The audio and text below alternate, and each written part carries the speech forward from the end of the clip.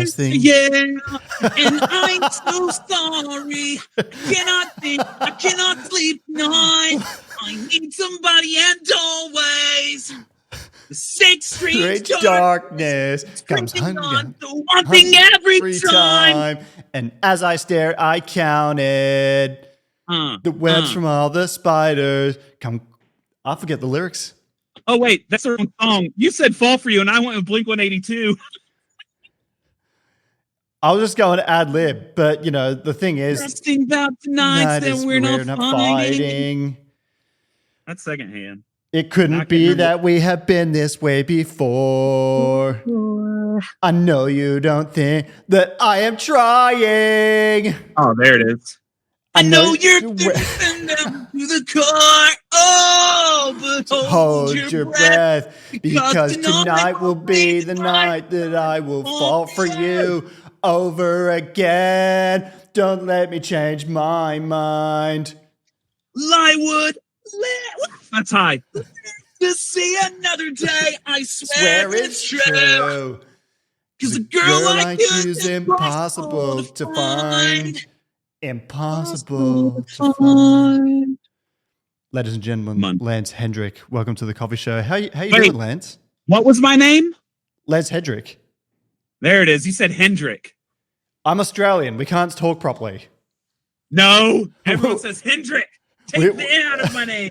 No, I've been saying Hedrick. A lot of people say, did you say Hendrick? And I've been saying Hedrick. Do you get that a lot? Oh, I get Hendrick all the time. See, I'm obviously my name's Kirk, and I think 99.98% of the time I introduce myself to someone, they think it's Kurt. But my diction's good. I say Kirk quite a bit. But welcome to the podcast. Thanks so much for coming on. Absolutely. Thanks for having me. You're living in Portugal nowadays. Just before we get started, what's it like living in Portugal these days? Let's see.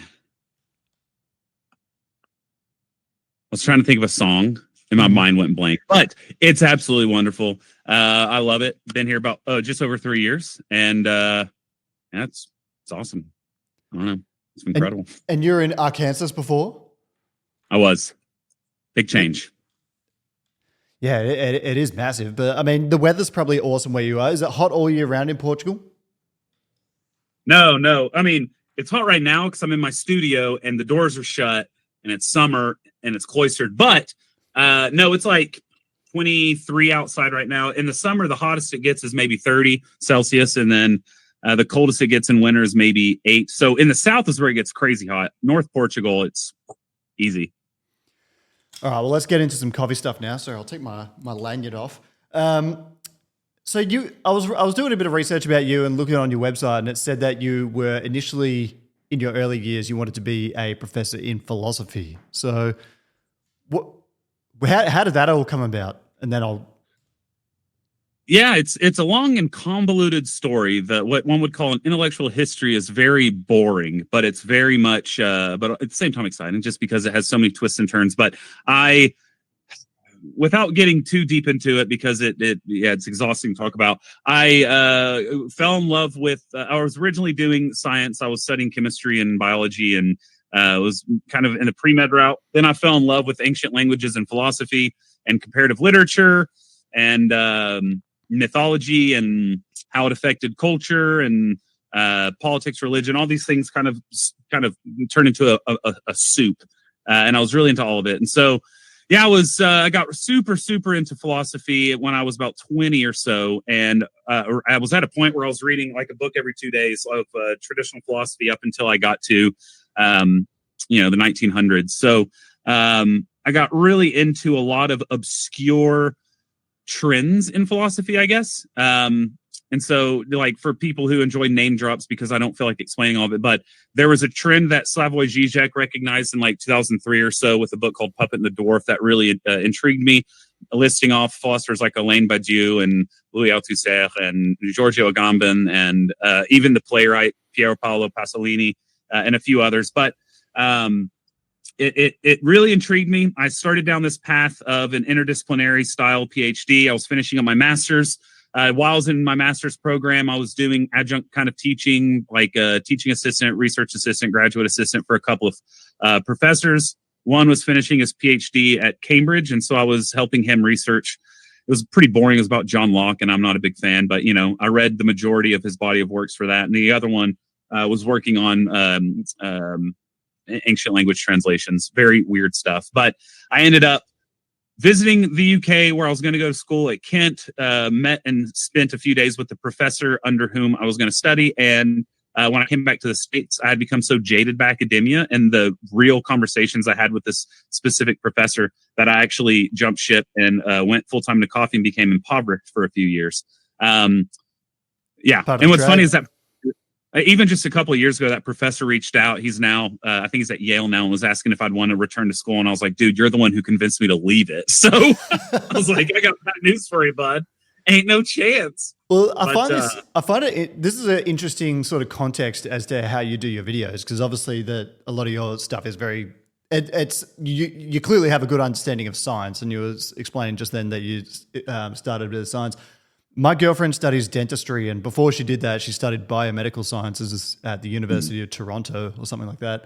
And I feel like, you know how you see so much on the internet these days, like people say, oh, school's crap, you should learn how to do your taxes, or, you should learn how to, start a business in school. And it's like, yeah, but like, I think science is important and math is important. Like I actually didn't study math and science as strongly as I should have in high school, but now I just regret it all the time because it's so much harder for me to learn now. So it's like, sure. Moral of the story, kids, if you're in high school and you're doing math, chemistry, and you think all your problems will be solved by opening up an e-commerce store, they won't. I will say, I think the majority of the math and science that I use now is still just things I took from high school. In the sense that I didn't take, like my junior and senior year, I'd stopped taking sciences mostly altogether. I took like one or two. I took like A&P or something, and then I took just something I was interested in because we had some intriguing professors there at the school I went to. And but the majority of chemistry, math, and stuff, honestly, a lot of it was just kind of repeated my first 2 years of college. And then I know with organic chemistry, I actually tutored some classmates on that. But all of that, honestly, I took AP chemistry in high school, and I for organic chem 1, I knew already most everything in it. In fact, I tutored a friend who took it his first semester freshman year, and I hadn't even taken it. So a lot like the call here is, don't listen to this as you must go to college just to know math and science. It's pay attention in high school and you should be good. Unless you want to specialize in those fields. Well, that I totally agree with, because I studied journalism at university, and by the time I finished from the time that I started, the degree was completely outdated. And I just feel like there's so many college degrees now that I think the society needs to reflect their reassess their value, because kids these days, if they sign up to college, it's more expensive than ever. They effectively get it on a Zoom call, so it's like, I mean, that's not to demonize all university degrees. Like, obviously, again, my girlfriend's studying dentistry. You can't really learn that on the internet. No. So, but yeah, I'm with you. I feel like it's, just study, just focus in high school, and then you'll be able to make. You'll be able to make fully sick pour-overs, man. Gosh, heck yeah, dude. Well, it's just the idea of, like growing up, I was taught essentially I'll fail in life without college, but I have two siblings and neither of them use their college degree either. My sister dropped out of nursing school and she's a very successful cosmetologist in Nashville. And then my brother became a chef and he did 7 years of college. He kept switching majors because he was so stressed. He needed a degree, 7 years of college, no degree, and is a chef. So it's like all three of my parents' kids, we don't use our degrees at all. Mine means nothing, literally. My undergrad degree literally means nothing. It was I was going to do an interdisciplinary, like we had an honors college and I could create my own degree. And so I created one called philosophical linguistics, which doesn't even mean anything. But then I decided I wanted to keep taking other random classes that wouldn't fit with that. And I ended up just being general studies. And I had like 80 hours of a specific topic. I had like 40 hours of science. I had like 15 hours of some other random something. So literally, I could not get a job with that degree because it means nothing. Yeah, but it's made you such a good coffee podcast who can sing things like "Fall for You," eloquently explain everything that you have already at the beginning of this podcast. So, Lance, I think, everything happens for a reason. But where did coffee come into the sort of mix for you? What was the point where you're like, I'm going to do coffee? Were you making it during university? How did that all start? Yeah, I mean, what's funny is growing up, I didn't really like coffee. I would force it down on occasion when I was like, if I was traveling, I saw my dad drink black coffee. I would, oh, yeah, I need my black coffee. Never liked it. It was always gross. And I thought it was like meant to be gross. Like it was a stimulant that was a necessary thing for adults and for, men. And my dad was always like, oh, yeah, the darker and sludgier, the better kind of thing. And so I never liked it. And even through college, I really did not like it. I never drank it. I can't remember. And I remember there was like a local coffee house that I ended up getting my first coffee job at, where everyone would go because it was kind of the hangout spot in this tiny town of the private institution I went to. And I would always get vanilla chais because I hated coffee. So did I. Yeah. I did not like the coffee. So I got these vanilla chais. And then I started one of my roommates, like my senior year, had a Keurig, and if I was like doing all nighters and I ran out of my 5-hour energies, I would chug some Keurigs, but it wasn't for taste; it was specifically for the caffeine. Then after college, when I was starting graduate school, I wanted to stay in the town of my university because my now wife was finishing up college and I was starting graduate school, and I wanted to stay around her, but my grad school is 2.5 hours away, so I stayed there and I commuted for school 2 to 3 days a week. But I needed to have a job while there. And like a mentor figure of mine at the time highly recommended I work for this local coffee shop because he was like, they have, he's very connected there and they have very flexible hours. Started working there, hated the coffees still. It was commodity coffee, by the way, for people listening. It was not specialty. It was super dark, gross, nasty, in the middle of Arkansas, like wood-fired crap. And I would drink maple lattes. That's the only way I could get down the espresso. But worked there for about 2 years. And when I decided I was going to leave academia, it was about 1.5 years into working there. That was about the time I returned from England. And I actually had 6 hours left of my master's. It was like a 90-hour degree, or 80, 90, I don't know. And I had 6 hours left, and I dropped out with 2 weeks left because I was like, I just knew, I had this crystallizing moment of, I know I'm not going to do this. Like I cannot. Academia is too much. I'm going to be miserable essentially if I do this route. Because what I discovered talking with this idol of a professor I had, who had read all of his works, all of his articles, his books. I had spent these wonderful days walking along the beach in Whitstable, England with him. And even with all this beauty and like dream come true type of experience, I walked away with just, this nauseous feeling in my stomach that I was gonna be miserable for my life. So I literally, like 3 days later, I formally withdrew, and I had A's. I had a 4.0 GPA with like 6 hours left, and I pulled out of my master's. I took a road trip to SCA Atlanta, my first ever expo I went to, but I didn't go to the expo. Actually, I went all the way there because they had a latte throwdown where the winner got $1,500 and I needed money. So I drove there, and that's my first ever win in a latte throwdown. Was in April of 2016 in Atlanta. I drove 9 hours, won $1,500. And that was kind of I made the right call. At the time, that was like unfathomable money. I mean, it's still a ton of money, but it was unfathomable at the time. Like they handed me a wad of $1,500 and I was like, holy shit, and next stop, Vegas, baby. Dude. And so when my wife, I think, we had just been married at that point. We drove back home 9 hours, and I remember thinking, okay, I didn't make a huge mistake. Then we moved to Memphis, and I ended up having to get 3 jobs at cafes, and I was working for a roaster who's underpaying me, and I was under the poverty line with 4 jobs for a couple of years. Developed horrible stress and anxiety conditions, was hospitalized a few times for all of this. We, without planning, had our first child, which added to it all. And by like 2 years, my body was just completely disheveled. Then I started working for Onyx, and we ended up moving to Arkansas, and I've been with them since 2018. So, wow. I feel like everyone has that moment of like, I don't know, if you want to make it in coffee, I feel like there's always some really hard years that you have to work. Maybe that's not the case for everyone, but I definitely went through some times where it's like, geez, I'm working like 60, 70 hours a week. And, thankfully in Australia, the pay is pretty good. But, Not when I was working. I think I was paid in the US. I was paid when I started $7.25 an hour, and I was only allowed a maximum of 30 hours a week. And then when I moved to Memphis, I was paid $300 a month for one job with that roaster that I did like 30 hours or 40 hours a week with. And then I worked 3 cafe jobs where like one of them I'd work Saturdays and Sundays, 9-hour shifts. It was a French cuisine. And then I worked like pickup shifts at this downtown little spot where I worked on a single group mod bar. And then I would do shifts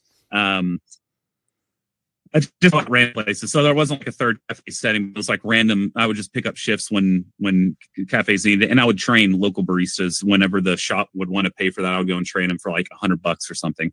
And we were still under the official poverty line in the US. And I was working like 80, 90 hours a week or something. It was nuts. So where did sort of developing that skill set come along to where you are now? And then what I'm really interested to know is, when did you just decide to get into YouTube? Yeah. So when COVID hit, like I was like, when I moved to Onyx, started working in wholesale, had commission, and was able to build commission. And like, finally I wasn't impoverished, and things were going well. I no longer this is actually a very interesting tidbit. In 2017, I made more money from latte art throwdown wins than I made from all of my jobs combined. What? Fun fact. Yeah. We were so pinched for money because my wife was pregnant, and we were just freaking out because she was about to start graduate school and she gets pregnant and we weren't expecting it, and yada, yada, yada. Maybe it was 2016 I did it. No, it was 2017. 2015 is when I won my first throwdown. Sorry, it was 2016. I made more money. I can't remember. It was either 16 or 17, either when my child was an infant or when she was pregnant. But we were so pressed for cash, and we got kicked out of an apartment because they didn't allow kids at this apartment complex.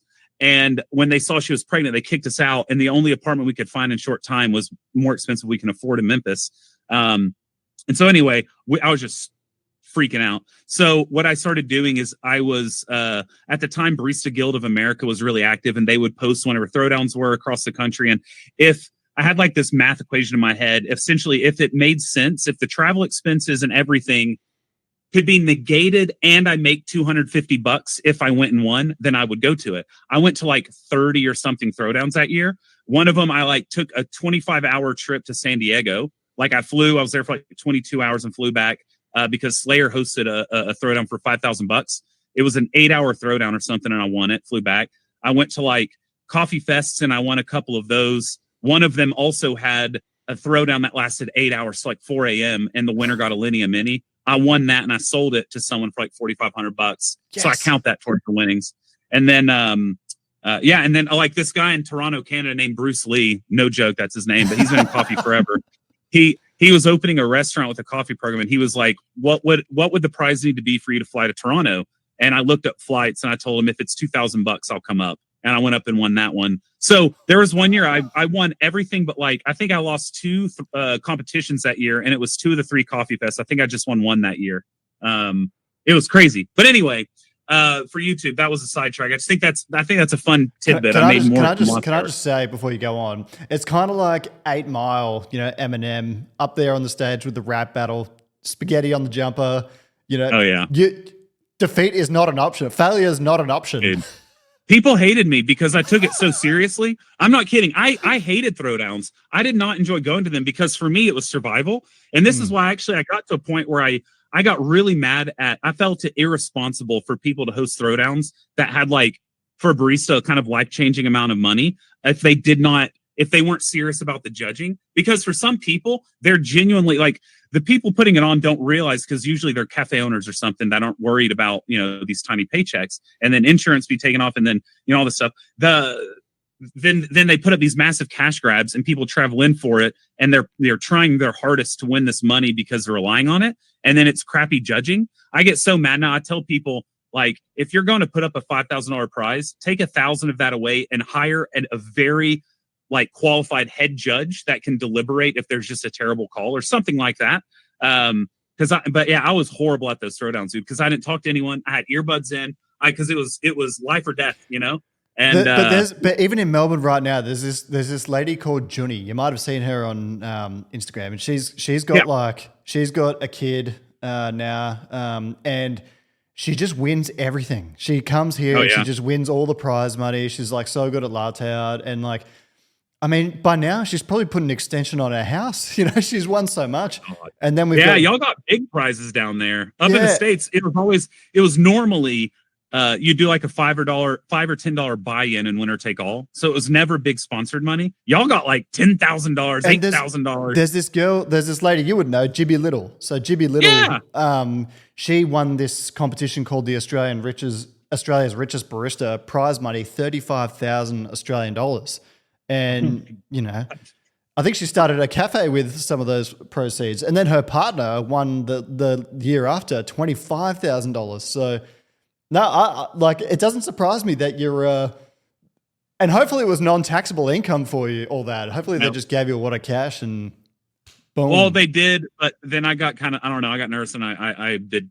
Some of it was check, some was cash, but I don't know. It was, for most of it, I definitely reported. But yeah, for YouTube, once COVID hit, I've been working at Onyx. I was doing some travel with them. I kind of strayed away from latte art because I like I said, I didn't really even enjoy it. I never practiced it, only when I was on bar shifts. That's a big misconception people have. So there were a couple of times I'd practiced before, like a quote unquote world championship open.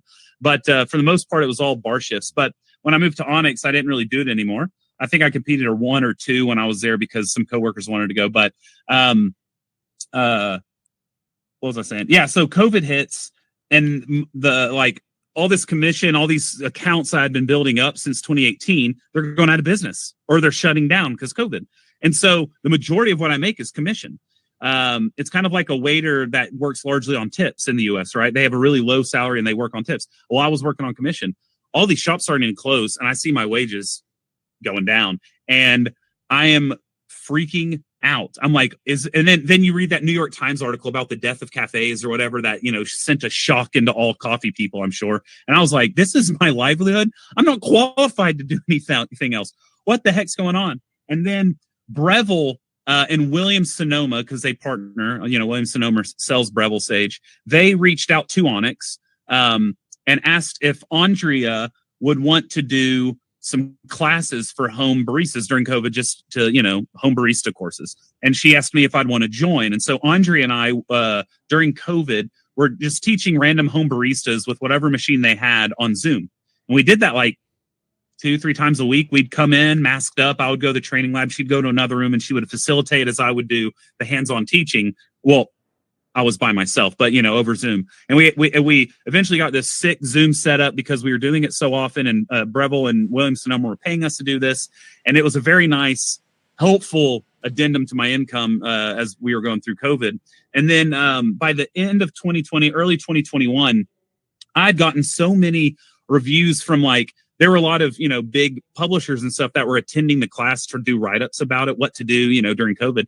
And there were so many incredible things said about what I'd been doing in it and my teaching and all these things and about how lucid I was, how good my teaching style was, all these things. I was like, oh, that's sick. And I'd always been very comfortable in front of people. Like I've never been nervous in front of big crowds, never been nervous in front of a camera. But that really turned things up for me as far as camera presence in general. And so in March of 2022, which I'd done that Breville thing for it was a long time I did it. But in March of 22, I decided, it probably makes sense to, no, it was March of 21.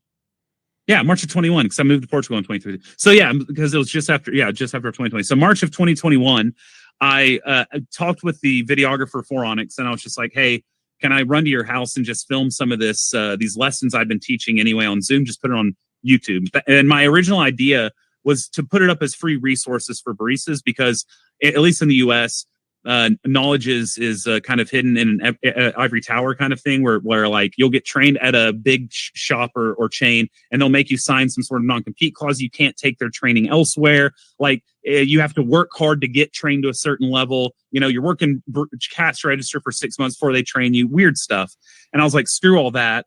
I've been lucky and fortunate in my coffee career to have worked with the best, talked with the best, and gotten to do all these things. And so I was like, I'm just going to put this online, free resources. People can use it, and hopefully it'll help baristas. So I posted, my milk steaming video, guide to latte art, espresso extraction 1 and part 2, and that was the start. I just did that in the kitchen of the Onyx videographer. People always thought it was my kitchen. I was like, no, I wish that was my kitchen. That's a sick kitchen. My kitchen's a lot worse than that. But so it started with that. And so it was directly, it was still in the midst of COVID. We were still masking up. It was March 21. But it was on the heels of doing these classes for Breville, Williams-Sonoma. Well, you've in that case, you've risen really fast. And I feel like, well, obviously you started at an interesting time where viewership of content like that would be at an all-time high. But did it kind of happen like a hockey stick growth for you? Like, was it, you're plodding along and then...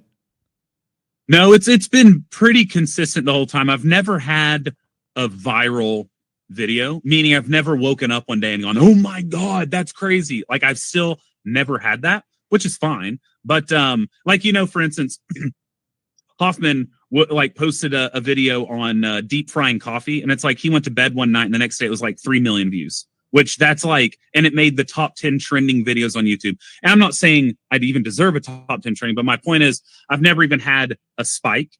It's been very consistent. I've had times where it was like maybe a 1.5 times multiplier during a Christmas season or something, just because more people are at home. But for the most part, it's been a pretty steady. If you look at that XY graph of it, it's just been kind of a steady increase.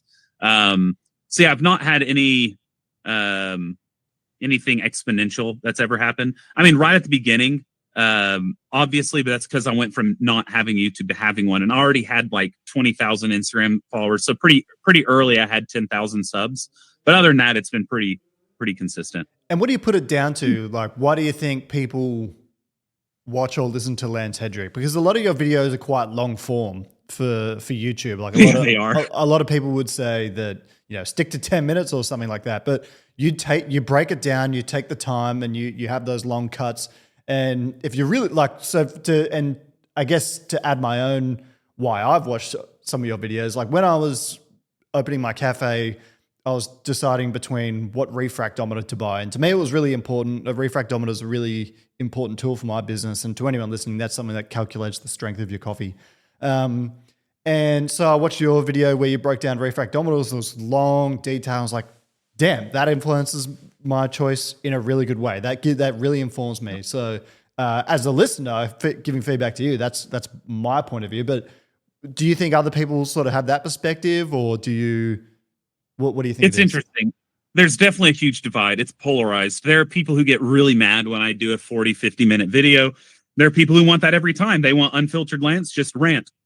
And here's my take on it. There are some people who criticize and say I'm doing it for more money, which is the dumbest criticism ever, because look at Mr. Beast. He purposely, and he's talked about this many times, he purposely makes videos like 12 to 14 minutes because the YouTube algorithm has been shown to push that length more than anything. If I was trying to capitalize on my YouTube, I would focus on 12 to 14 minute videos. I would focus on a very intriguing hook. I would focus on storytelling. I don't do that. And the reason is because I'm a terrible YouTuber. I always tell people that, and they're like, no, you're not. You have this many. No, I'm a terrible YouTuber. And I do it once I have extreme ADHD. I'm neurodivergent as hell. And once I lose interest in something, then there's no point in doing it. And so I've got to keep things the way I want them, which sounds counterintuitive to an entertainer. You do what the people want. I kind of don't. I will on occasion, but only if I also want to do it. Right. So I weigh, what people want. And if I find it wanting, I don't do it. Right. So, when it comes to these long videos, I have this almost compulsive need to say everything that I think is important, even if someone else doesn't find it important, someone might. And because a lot of the times I'm doing reviews, that's someone's hard-earned money. I want everything out there. Because some of it is very nuanced, I don't want someone to take a shortcut, skim through, and take what they want from it, which is frustrating because still to this day, I have to pin comments just reiterating what I said 14 times in the video because people go in wanting to hear me say something that I don't actually say. and say, oh, he said this. Absolutely did not. In fact, watch this. Go, like one time I was like, literally go copy paste my script or copy paste the link to this video to ChatGPT and ask it if I said what you think I said. And like, the answer is no. Like that people are always misunderstanding because they try to skip through or they think that it's not as nuanced as it is. So, I am a verbose person, as already on this podcast you've seen. I feel, and I think a lot of that's from my training as a teacher, a teaching aide, etc. But I feel the need to repeat important points. I feel the need to explain so that there's no confusion. Though sometimes that arises confusion because people do have issues with attention spans, which, people always want to blame that on this, that, or the other. But, that just takes a little bit extra discipline. Put your phone down for a few minutes and chill. Well, I guess one thing about you probably experience this being a YouTuber, and I certainly experienced being a podcaster. You kind of have to be okay at times with being disliked, because people, you'll post anything and people will just have these like really nasty comments and messages and stuff like that. And I came into this thinking, well, I'm just going to have to be okay with occasionally being disliked. And, I guess in podcasting, sometimes when I post reels, the more controversial ones that get the sort of conversation started, but also, draw more people to the podcast. But I'm curious, what's your most viewed video today? Do you know? Oh yeah, I mean, because I've not had anything crazy, it's almost exactly the order I posted them in because they've been up the longest. So my most viewed is my first. My second most viewed is my second video. My third most viewed is my third video. And it's because they've been out the longest. None of them have like really spiked. A few of them, will hit good numbers early-ish, but my best is still the how to steam milk. That's interesting. I would have thought it's like you pulling apart a grinder or something, but heck no. Speaking of which, do you mind if I ask you a few questions about the EK Omnia video that you did? Sure. Because I bought an EK Omnia. Well, my like the Axel who supply us. So the way my business operates, I've got my own brand of coffee. I source all the green myself. Axel Coffee Roasters roast it, and they give me other sort of business support. Anyway, so they sourced me a grinder, which I asked for an EK Omnia. I was really excited for it. And since like day one, it's just been an absolute nightmare. I mean, you can't use it for espresso at all. Nope. And then they got me to try the Malconic sink, and I sent it back. It's just like, and it's, I don't want to come on here and just be like, I'm not coming here to just throw shade completely at Malconic. I mention this because I hold them to a higher standard than kind of the others. I expect a lot because they've done two of them. I hold them to a super high standard. Yeah, and like because they've done so much for coffee. I've got 4 grind by weight grinders at my cafe because we focus on milk and espresso a lot. But I was really disappointed, and I've heard on the grapevine that they released their products early. They were under significant pressure to just start selling and not focus on delivering good quality. So, what you were saying about retention, sometimes I can't grind like decaf without it being an issue. And sometimes it retains up to 7 grams of coffee. Like it's just been a nightmare. Yeah, there's that. And then there's the built-in alignment issue, which still doesn't make sense to me in the slightest. I don't know why you would have a floating axle. It doesn't make any sense at all. Right when that chamber closes, it could be at any angle. It's wild. It's wild. But yeah, I mean, I was pretty condemning in my video. So there's no need to beat a dead horse, but yeah, it was a fail. The UI is incredible. But the rest of the grinder, which is what makes the good coffee, doesn't make good coffee. So, that's the biggest issue. If I could rip off that UI and put it on another grinder, I would, because it's great. But everything else about it, it was underwhelming to say the least. What do you think right now is one of the best kind of single dose grinders on the market? Because I love using single dose grinders, and what I loved about the EK is you could, whether you were using 10 grams or 500 grams, it kind of still did a great job. But sometimes you think about a Weber EG1, you can't grind batch brew dose in that effectively across a whole day. So if I'm given all the ones that you've tested over the years, what would be like, if you're making a purchase for your cafe, what would you choose? I hate this because I don't really want to like, give people, I don't want to be like, I don't know, free advertising kind of thing. But Yeah, no, fair enough. but no, I will say one, and it's honestly, it's because I don't think anyone's going to go out and buy it because I said it, because it's a ridiculous price. But I will say right now, I very loudly have said many times, I think commercial grinders are all crap. I don't think anyone's making even a good one except for one, and I think it's way over engineered and overpriced. But the only acceptable commercial grinder, in my opinion, on the market right now is the San Remo X1. That the single dosing option on it can rip through batch and does an incredible job, and the espresso on it and the dose by weight is an incredible feature, though it is over engineered. The whole thing is over engineered. You don't need two hoppers. You could shave off $1,000 if they redesigned it, but it's the only, like, if I were opening a cafe, there's no question I'd have an X1. Okay, all right. Well, I've never actually tried it. I've never really seen one on a bar in Melbourne, but that's kudos to them. Great little bit of advertising for them, even if we didn't mean it. Can I ask you about coffee machine? What would your coffee machine be if you're opening a cafe? I really want the Tone machine, from the company Tone. I haven't seen it. It's boilerless, so they use essentially that Faro technology inside of it, and you can do some flow control with it, and you can also do cold espresso. It's not been released yet. I think it releases Q2 of next year. I think I have. Yeah, I think I have seen this. There's someone in Melbourne that has it. Yeah, that's what I would get, no question. Tone espresso machine. Yeah, okay. That's interesting. Yeah, there's a guy that does these. There's a cafe in Melbourne now called Morrow Coffee, and they effectively extract all of their espresso cold. So for milk drinks, for long blacks, and everything, it's all cold. And it's like, I don't like that. Well, I was very skeptical at first, but then I tried, and I was like, geez, it's not half bad. I mean, I've done lots of cold espresso. I just don't necessarily love it all the time. Like, it's cool. It's cool, but you're not. There's a lot of flavor compounds you can't get without going a little higher in temperature. So it's with a fast extraction. But no, it's cool though, and it's the tone. It's high time we move away from boilers personally, especially in cafe settings where you're heating so much up, you're reboiling water, it's staying on all the time, it sucks so much energy.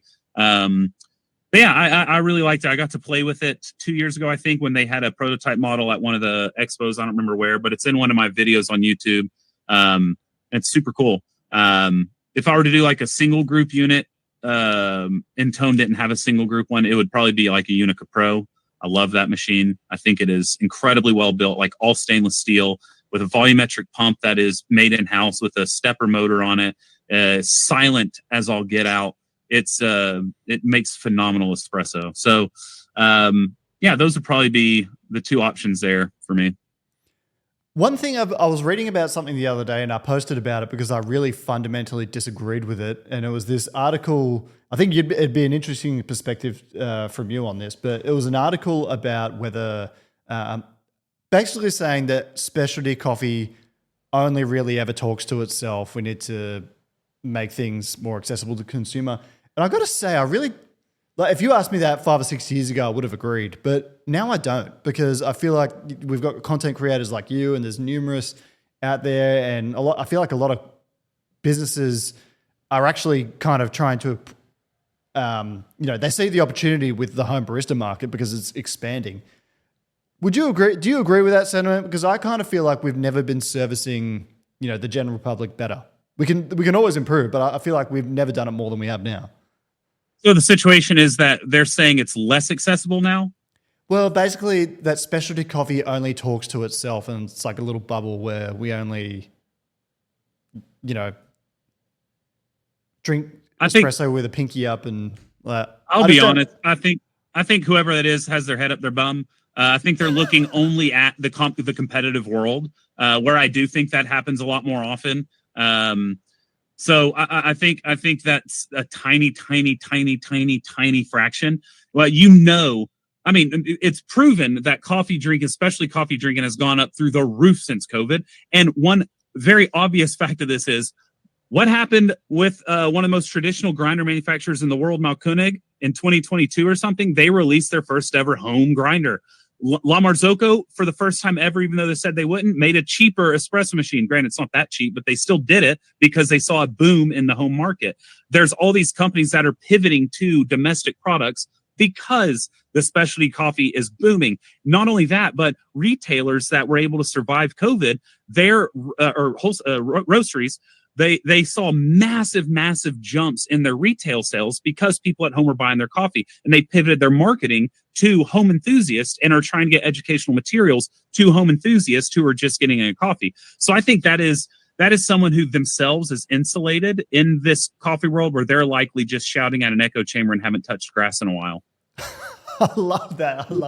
All right, before I lose the train of thought, I wanted to just touch on what we were just speaking about, is that what kind of disproves this theory for me is that there's so many home baristas now that actually have a higher level of competency, if you like, in coffee than actually cafe staff do.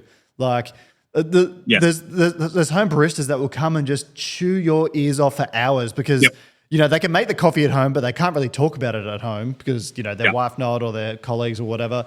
And so they come into cafes. I deal with this every day, Lance. The home barista's never been more informed than they are right now, and so which kind of makes me disagree heavily with this sentiment that we don't appeal to the home barista market, because they're very much a part of the community now. Yeah. And I'll say something that's real spicy for you. Real spicy. You can clip this. I've been to genuinely over 1,000 cafes around the world. I don't have an exact number, but one I was trying to count and I got to 1,000 and stopped, but or around 1,000, whatever. It's a ridiculous amount I've been to. And so I've tried coffee from lots of places. One of the big things in this home barista to professional argument is, we taste coffees all the time. We can dial it in better and you can have all the knowledge in the world, but it's not going to beat our experience. I have a much higher percentage of tasty beverages from home enthusiasts that brew for me than I do when I go to cafes. Much higher. I would say it's 30% to 70%. See, and I don't drink coffee at people's homes much, but I'm not going to disagree with you. I'll challenge you on that because the level in Australia, for example, there's so many people that do it because it's their job while they're studying at university or something. Whereas these home baristas, they spend their spare time, reading Barista Hustle, watching Lance Hedrick videos, doing all this other stuff. And so they're really, really well informed, and they're nerds, Lance. They've got all the gear. How do all these people have all this cash is what I want to know. You don't realize how many people have money in society until you look at their home barista setup.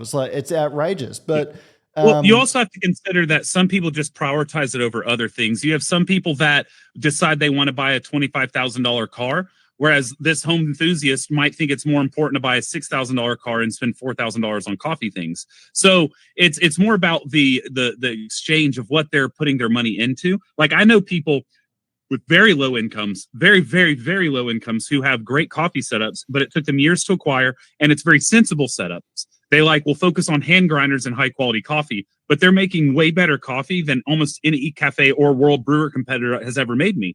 And it's because they're sourcing the good roasters, and they have a focus on high quality machines where they are cleaning it thoroughly and really, really focusing on getting the most out of the bean because it was expensive for them. I have friends that I follow who make incredible coffee who will reuse filters because filters are too expensive to keep buying. So they will brew their coffee, they clean it under a sink, and they put it on a clothespin to reuse it. So you don't need a ton of money to make incredible coffee. It's allocating your resources wisely. And this is why I always tell people, use the resources or your cash to buy better coffee, because that will give you a bigger boost in your cut profile than anything else. And to go back to that 70-30 number, I think a big reason I have more success with home enthusiasts is because they can choose any roaster they want, and they're able to vet through and get good roasters, whereas the majority of cafes are stuck with the roaster they're partnered with or that roasts in-house.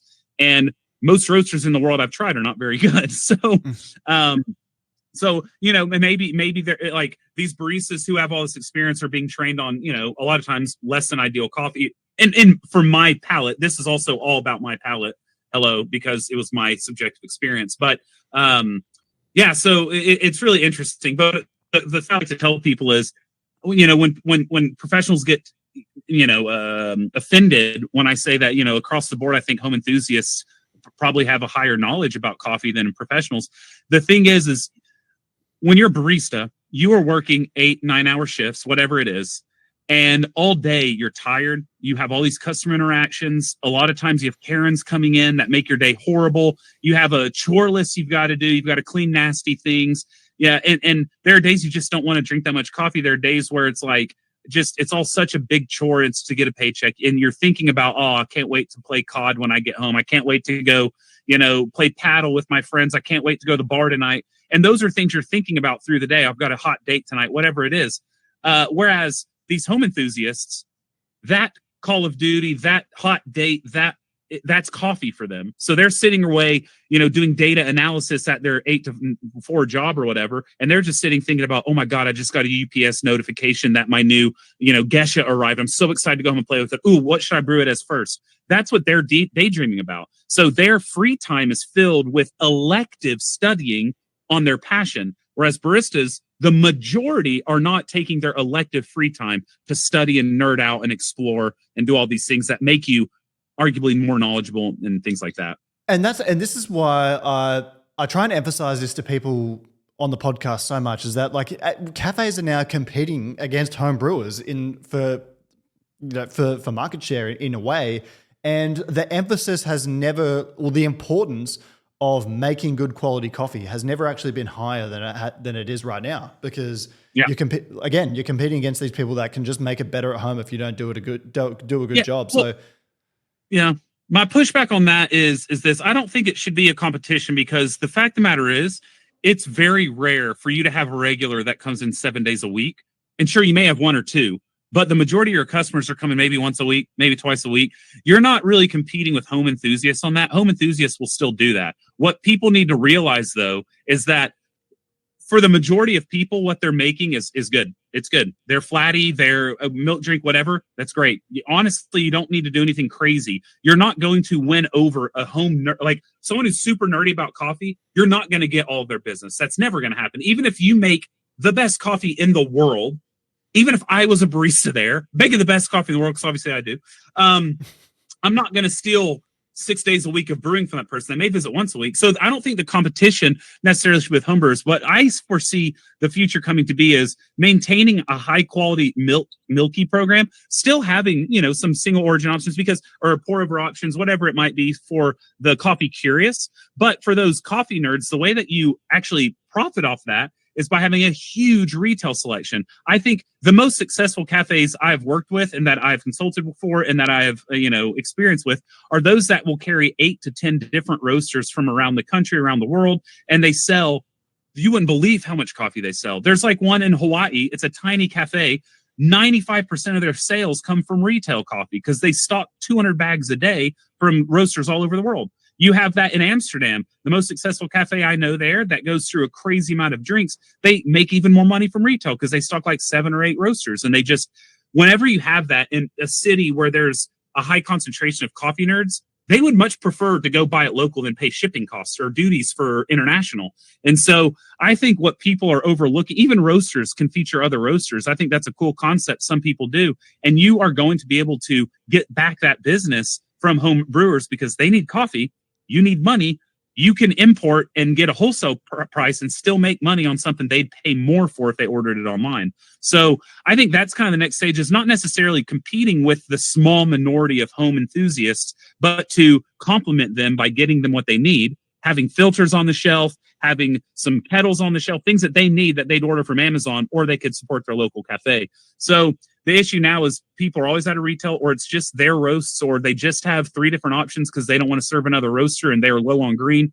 I think that's a mistake. I think people should be, if they're in a well-located area, foot traffic, whatever, they should be stocking hella retail and letting the home enthusiasts go wild on selections from all over the world.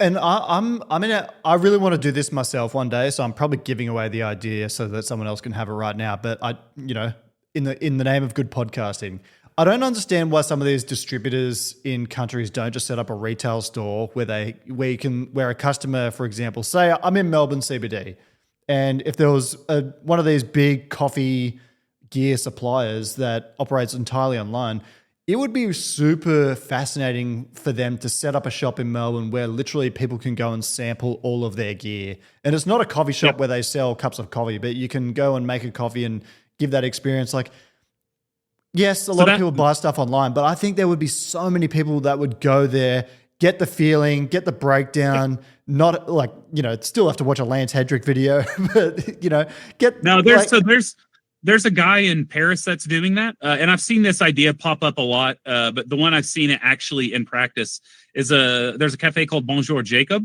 and across the street from his original cafe, he set up a storefront that's gorgeous, and he sells all home equipment. So some small single group espresso machines from different manufacturers. He sells different drip machines, pour over devices, filters, and he stocks like 15 to 20 roasters.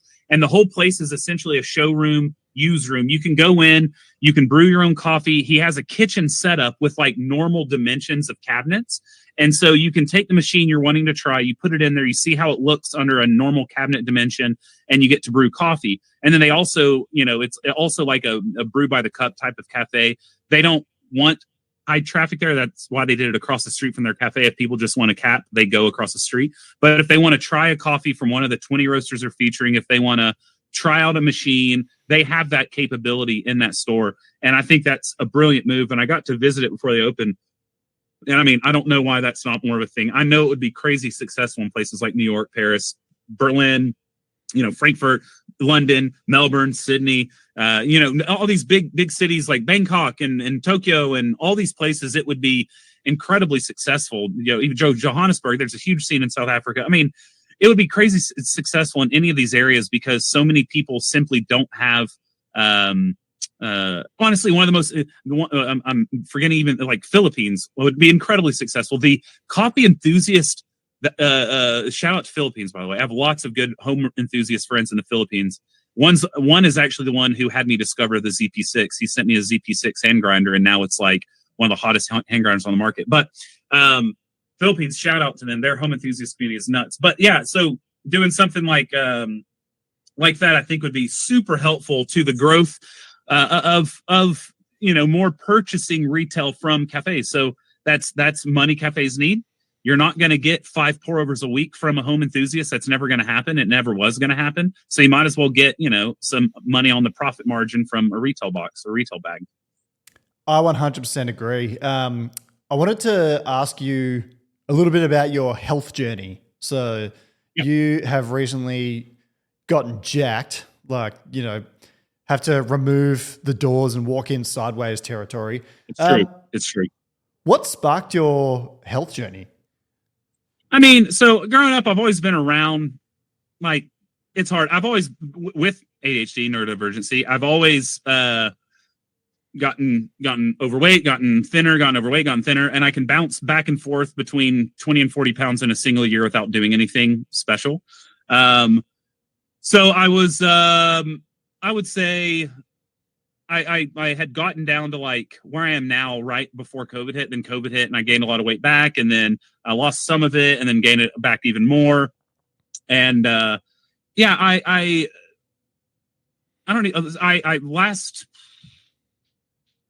May, I believe it was, I got reached out to by a sponsor that is essentially a workout thing. And I used to work out all the time. Like I used to be as like jacked as I look, not to sound cocky, but as jacked as I look, I'm still not as strong as I was at my strongest, which was when I was like 2021. I was a gym junkie. I'd go 2-3 hours a day because my testosterone was through the roof as a 20-year-old. But so I got reached out by this brand, and so I started going to the gym just because it was a good brand deal, and I was like, and it'll force me to get in the gym, which I've been needing to do, and it's just been hard with all the travel and the work and everything. So I started going to the gym lightly, using the app. And then like a month later, there was some issues. I went to the doctor. She was kind of concerned about some heart stuff. They did an EKG. They had me like run shirtless with like all these freaking electrodes on my chest. And then they sent me in for like a tracheotomy, and they sent me in for like some other otomies. And I was like, oh my God, am I dying? And anyway, so that gave me like I like I said, I do have 2 kids, and it was just made me like, oh my God, I've not been really paying attention to my health at all. Life just kind of consumes you. And, when you travel, it's just so much easier to go to eat with everyone. And then you see the delicious food that these different areas of the world have to offer, and you want to overindulge. And, a very easy way to like I said, with ADHD, it's very easy to overindulge into binge eat, and I'm very professional at binge eating. You wouldn't believe it. Oh no, I would. I'm with you. Dude. And so, I mean, I could put on so much weight. So I got up to like 275 pounds, which is 125 kilos. And then I was like, oh snap. So I reached out to after I had the like kind of heart scare or whatever, which I'd had sort of a heart scare a few years ago where they did an EKG on me, but it was fine. And then they did it again, and I was like, uh-oh, what if it's not fine this time? So anyway, turned out being fine, but it kind of, you know, put a fire on my butt. And I saw the YouTuber Joshua Weissman had recently lost a ton of weight. He's like this big chef YouTuber. And I watched his video about his transformation, and he had posted who his coach was on his video. And I pulled out Instagram. I found his coach and I DM'd him. And literally my first DM to him was, hey, Joshua Weissman me, baby. And he responded laughing. And I started work with him in September. He put me on a specific eating regimen, a workout regimen, and I just followed it to a T. And you know, 6 months in, I'd lost 25 kilos, about 50 pounds, 55 pounds. And honestly, the last few months, I've not really done much as far as super strict, but I've not gained any. I've not really lost any either. I like, which is probably good. I've been working with this other guy named Charlton Banks, who's an IFBB pro, big bodybuilder guy, but also as a coach. And I was talking with him, and he's like, actually, it's probably good to take a break. To know it's very easy to lose weight super quickly. But when you do that, you tend to put it back on quickly. He was like, it's probably good because that you've taken a break, because now you kind of understand how your body works, what you need to keep it where it's at before you go on another cut. So I was kind of taking a break from it, you know, still working out. I go and do lots of cardio every day, but I haven't really been super locked into specific caloric deficits. I've not really been super worried about it lately. So I'm still sitting at about 100 kilos, about 220-ish pounds. And at some point, I'll probably go on another cut. But it, you know, 6 months of like these specific 5 meals a day. I was eating lots of chicken and rice and broccoli, and you know, it was pretty miserable. But you know, it was great. I'm the exact same as you though. Like I went traveling to Dubai this year, and it kickstarted one of the worst, you know, eating phases of my life, because at the beginning of, well, maybe 2 years ago, I was 71 kilos, and now I'm like 90. So like I definitely go on those big binges as well. But I think in the context of like, I was interviewing someone named Orlando Marzo a few months ago. So he's the world bartending champion from a few years ago. Really, really interesting guy. But when I was researching for that, I was looking at the bartenders sort of association's website, and they really promote bartenders maintaining their health. And it's like, I don't think that's something we do in coffee enough. Can you mentioned before, like the barista that's got to work 8 or 9 hours a day. Like it's a tough slog if you're not looking after your body, you're not eating the right foods that won't put you in a good mental state, so you're not getting the right amount of sleep. I actually think coffee professionals and coffee associations, we need to promote health within our industry a bit more, because it's so important to performing highly at your job. Yeah, absolutely. And I want to be clear. It wasn't necessarily that, like, I don't want people to hear me talking about my health and seeing it as, oh, I was fat, I needed to get skinny, because that's not what it was. I was unhealthy at the state I was, and my health has, for my body, my health has increased due to not just weight loss, but honestly, it could just be because I'm eating healthier. Due to my healthier eating, I'm sleeping better. Due to my sleeping better, I'm functioning better. Due to my functioning better, I have better mental health, mental clarity. And so it's all kind of related, but the big thing for health is definitely sleep. Sleep's the number one thing in the world. I struggle with insomnia for forever. And working in coffee, it's even worse because you're drinking caffeine past when you should. And even when people say, caffeine doesn't affect me, that's BS. You're not special. You may not feel it, but it will affect your REM cycle. If you track your sleep, you do sleep studies after drinking coffee at midnight or something, or drink coffee at 6 p.m., your REM will be affected than compared to a night where you get good sleep, where you didn't drink coffee past 2 p.m. or whatever. So good sleep is such a huge thing that a lot of baristas don't get. They're drinking coffee in the morning, then drinking alcohol at night, or whatever it might be. If they go out and hang out with friends, or they're eating really late because they did a closing shift. They're eating really late, and so they don't have a settled stomach, and they have to do an open, the dreaded close open shift, which I hated. I did a lot though. So yeah, I mean, health is a huge thing, but that's in every aspect ever. But you know, it's hard because we expect people, and I know Australia baristas make great wages, but around the world, it's not so great. I know many people across Europe that make way less than like 800 euros a month as a barista.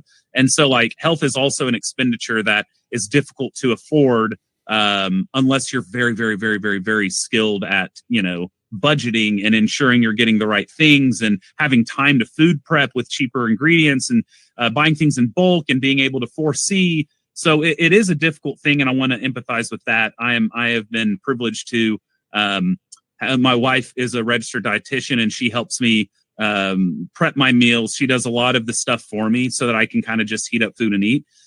So there are people out there who may not have someone that helps them and doesn't have the time to do all this. And it is difficult, but it's also not ever talked about. You know, people talk about mental health, but they don't talk about eating more healthy. Again, this is not a question of fat or skinny. It's a question of putting things in your body that help your body perform better. Doesn't matter if you're 125 kilos or 76 kilos.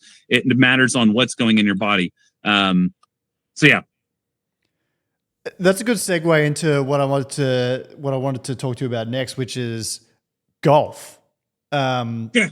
And you know, I think golf is one of the most socially healthy sports you can ever play. Like, what I don't get to play it much in Melbourne because like I don't have many friends that play golf here. But when I go, I'm from Sydney, so when I go back home to Sydney, it's about 2 hours north of Sydney, a place called the Central Coast, small sort of beach community. But there's lots of really nice golf courses there. And whenever I go, I always play golf with my friends. And I'm absolutely terrible at it. But like walking around or driving on the buggy and like in the sun, the few things beat it. And obviously you've just started your own golfing channel separate to your coffee stuff. So I understand your motivations for doing it, but how are you enjoying it? How does it feel to... Did you feel like, like I really love doing coffee, but you don't want to fall out of love with it, so you wanted to have something extra, or you just, I'm going to be doing this anyway? No, it was, so I grew up playing golf. I never was like super into it. My dad was a collegiate golfer, grew up playing golf, but I also played like 5 other sports. So I was never a year-round golfer. I never worked on it that much. It's when it was golf season, all right, I'll golf. Then it was football season. Then it was soccer season. Then it was basketball season, tennis season, you know, so baseball season, I played so many sports. So I never got like incredible at golf, but I always enjoyed it. And my dad loved it so much. My grandfather was really good at it. And we went on, you know, we'd go play golf quite a bit. So, but since leaving for college, I just left my clubs at home and I believe they're all rusted now. They're probably sitting in the garage rusted to crap. They've been sitting there for 17 years, whatever. So, you know, neurodivergent, very ADHD. I hyper-focus, hyper-fixate. And a lot of times it's based off of a YouTube video. I saw a YouTube video of Phil Mickelson playing with this like YouTube golf guy. And, you know, growing up, I watched Phil Mickelson, watched Tiger Woods in their primes. That was like when I was actually watching golf. And seeing him, you know, playing great and talking smack with this like random YouTube guy, I was like, dang, that was fun. Now I want to watch another YouTube golf video with Phil Mickelson. So I was like looking for other ones just because Phil is like the king of smack talk. And it was very funny. And I thought, you know, I kind of miss golf. And I went to this bar in town that opened up and they have golf simulators in the back. My wife and I went on a little, you know, afternoon drink ski and I hit balls for like an hour. And I was like, oh my God, I love this. And so after she went to bed that night, they were open late, Sir Bar. I went back at like 10 p.m. And hit another hour of balls. And I was like, oh my God, I'm obsessed. So then I started going there and hitting balls. And a week later, as I kept watching golf YouTube, I thought, you know, it'd be pretty fun and relatable to make a little YouTube. The one of the owners of the simulator place studied commercial photography and knows how to do videography. So I asked him if he wanted to film some rounds, and he was like, yeah. And I said, cool. I also know that I have a few like pro golfers that follow my coffee content, and I thought, oh, it'd be a cool opportunity to like, you know, go play some golf with them, maybe see some cool courses, etc. Now, I do want to get out in front of criticism here. It is true that golf's not the most sustainable thing in the world. That's low-hanging fruit. Yes, it is. There's a lot of water wastage. It's not a super sustainable sport. Less sustainable than F1, less sustainable than most anything but horse racing. But there are just like in everything, there are more and less sustainable ways of doing it. There are courses that focus on that, but majority don't. So I do want to say I'm aware of the issue, but I feel like people are quick to point that finger and forget that they're listening to a coffee podcast. And coffee is one of the most widely drunk beverages on the planet and is horrible for the environment with the transportation costs, the roasting, all of the pollution that it puts off. But to that end, to abate climate change, do we really have to sacrifice all of these things that we love? Exactly. Well, that's my point. That's my point. It's not stop drinking coffee, but like there have been some people that have been quick to point the finger that I'm waging a class war on climate or something because I play golf. And it was like, you're a coffee fanatic. You're also waging a war on. You drive a car that's gasoline propelled. Wait, you drive a battery car, lithium. Good luck getting rid of the lithium. It's like there are these things every day that we're facing, and some are worse than others. True, but it's kind of like like I know vegans who are fans of F1, and I'm like, why are you a vegan? Environmental reasons. F1 is pretty bad for the environment because you're pushing people to race cars, which burns up oils. But anyway, the only point of saying that is. I'm not unaware of the environmental impact golf has, but just like in every other agricultural field, there are movements to make it a more sustainable type thing with reusing of water and different things like that. But anyway, just one of the things I just felt the need to kind of address that I am aware of it, and it sucks. I do hope it improves, but at the moment, it's I still eat meat. Would it be better environmentally if I didn't? Probably. But I still eat meat, and that's just maybe you can call that a character flaw. But we do what we do to survive. And what's the? I don't even know what the number one emitter of CO2 emissions or anything even is. One of my things that I really studied a lot in university was climate policy, and I feel like a lot of this needs to be led by our governments and stuff like that. But the world's gone backwards on it. The world's gone backwards on it in the last few years. Trump exiting the Paris Agreement. In Australia, we've got particularly bad issues with like power generation, and because there's been such bad conflict, they haven't actually built the renewable energy, I guess, generation that's needed. So now there's like a massive energy source shortage, and we can't generate enough power. The power bills have gone so sky high, and we got the most coal and uranium in the world, and so it's just kind of like this bizarre situation. But well, it's a good thing there's power under the pyramids, right? Yeah, well, these energon sources, but in a strange way, I feel like maybe this is because the need for power in AI is so high. It concerns me a little bit, but it's also like, could they find a solution out of greed for a lot of this? It's like we need so much power because it's going to make it, and we need to figure it out fast because it's going to make so much money. Could they come up with a solution that's like, I don't subscribe to trickle down economics at all, but maybe there's a trickle down effect from that benefits society. I don't know, but I hope so. I mean, I'm so out of my pay wage. I just wanted to say that I am aware of the sustainability issue, and I don't know any type of solution with these things. I enjoy playing golf. It gets me outside. People keep commenting on my tan, and it's because I never really go outside very much because I'm cloistered in here testing stuff, or I'm working on a laptop, or I'm in an airplane or something. And so it gets me outside, gets me moving, gets me actually talking with people. I don't hang out with people very often.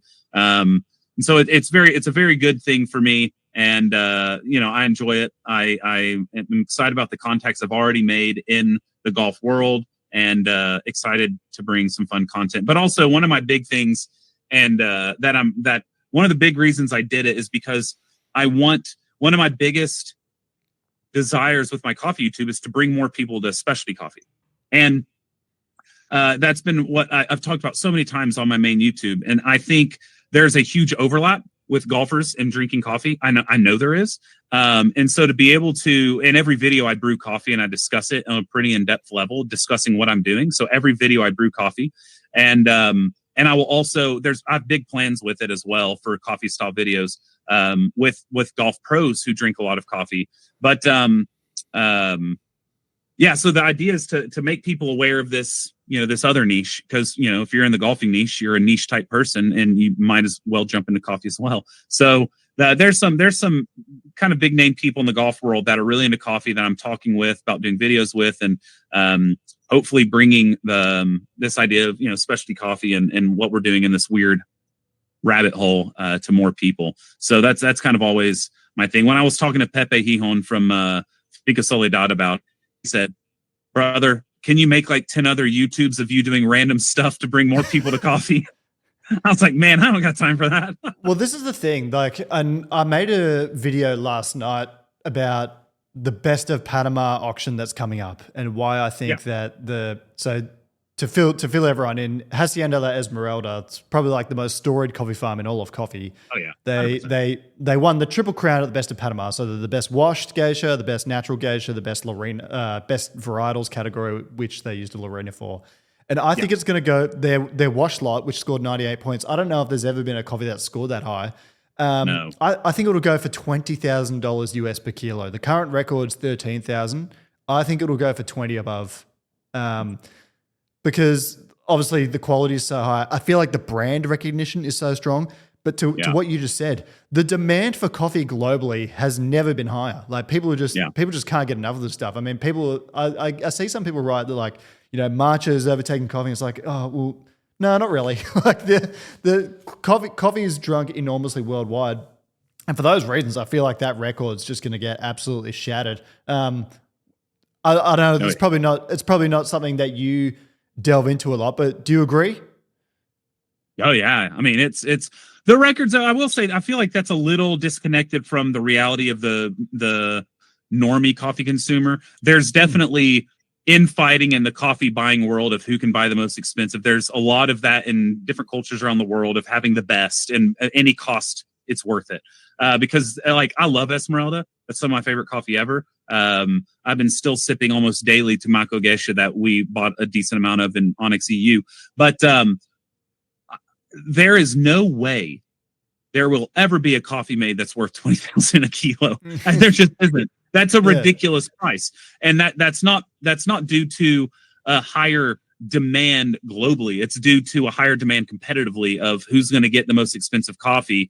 We want to have that. Oh, it's a 98. I must have it. Yeah, 20 grand. Yeah, these are high ballers that are kind of just pushing against each other every year, making coffee obscenely expensive, but only in a certain area. Like your normal enthusiast isn't even going to hear about that. It's not going to touch them. It's not going to trickle down and hit them at all.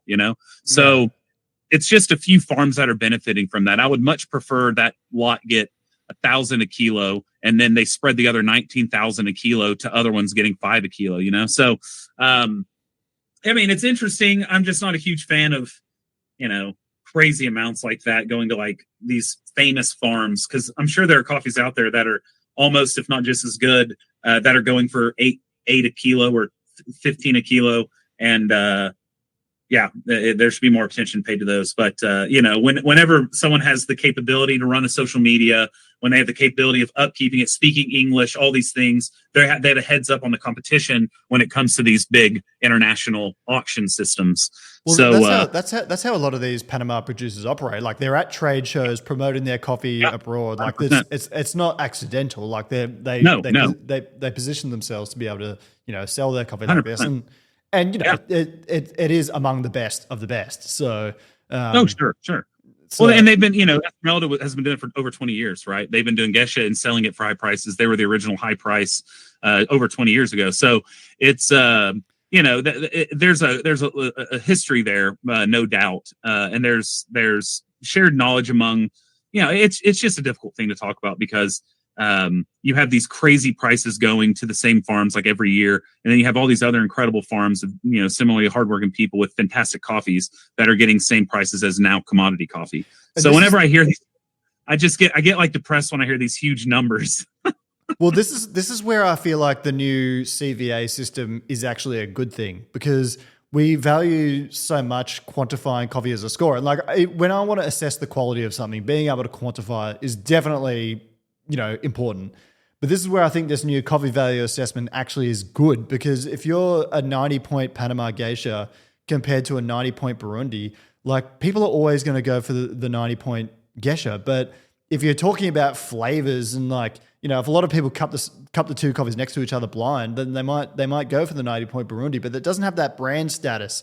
I feel like even though you could separate it and say Panama, Burundi, but when you put Panama 90 point, Burundi 90 point, I think even among coffee professionals, most people will just go to the Panama, which is kind of Yeah, where 100%. I feel like having this system where we detach ourselves from scores might be a good thing, but whether or not I Yeah. think that works in reality, it remains to be seen. Oh, 100%. Yeah. Look, Lance, I think I'll wrap it up here. I do have to give a shout out to my sponsor. So my sponsor, not Lance's sponsor, which is Time More grinders. So if you need a hand grinder, if you want an electric grinder, if you want some kettles and scales, whatever you need, brewers, you can do it affordably and at a very high quality with Time More. So that's timemore.com or visit your local distributor. Lance, thanks so much for coming on. I know it's like probably 11:30 p.m. right now where you are, so you've been very Exactly. Yeah, Yeah. you've been very, very generous with your time. It's a bit of a dream come true for me to do this interview. So thanks again. And hey, if you have anything you want to sign off with, now's the time. Well, first, I do want to say I was a pain in the A for you to get on. I am terrible at emails. I'm terrible at everything, and it took forever. But you came through with that secondhand serenade ad lib, and I had to respond with my own, and that's what kind of tied me down. I just needed that. I need that Hail Mary in your face. All right, baby, we're gonna go with some pop punk. No, so I was very annoying to get on, but I'm glad you pushed me and got the time settled down. You just kind of sent the Google invite. And you're like, screw it, we're doing it, baby, and that was awesome. Well, so this is the thing. I harass people like until you say no. Yeah. Until you say no, I think there's a chance for yes. So well, and I would never say no. I'm terrified of commitment, and so you're like, well, ask for a date, and I just would ignore because I hate committing. And so when you sent but I don't want to tell you to choose a date because that's committing, right? So when you just sent a date, I was like, all right, bet we can make it out. We can make it work. We can make it work. But yeah, and anyway, no. So I want people to know that the number one thing is to enjoy your coffee. And the number one way to do that is by buying better coffee. You may say, well, what does that mean? Well, that is a very difficult question to answer. I wish there was a better way to quantify that. But trying to support roasters that are trying their best to support producers who are trying their best to support Mother Earth. And hopefully there'll be more resources that come out about that. Some of the funded projects that were working towards that have been shut down, sadly, but you can always get on these different Discords and you can track with the transparency pledge, see who's being transparent with their pricing. You can, Google is a good tool. So, but yeah, always know you don't need to immediately buy a new grinder, a new pour over brewer, a new whatever. Buying better coffee, and I know Kirk will agree, is the number one way to improve your coffee. Go out there, get some good coffee, and brew something tasty. Shop local, think global. Baby. All right. Well, that just about wraps it up. Thanks so much for coming on. I'm going to press stop the recording, but just stick around for like 30 seconds, if you will, Lance. Yep. Goodbye, everyone. Ta-ta and goodbye.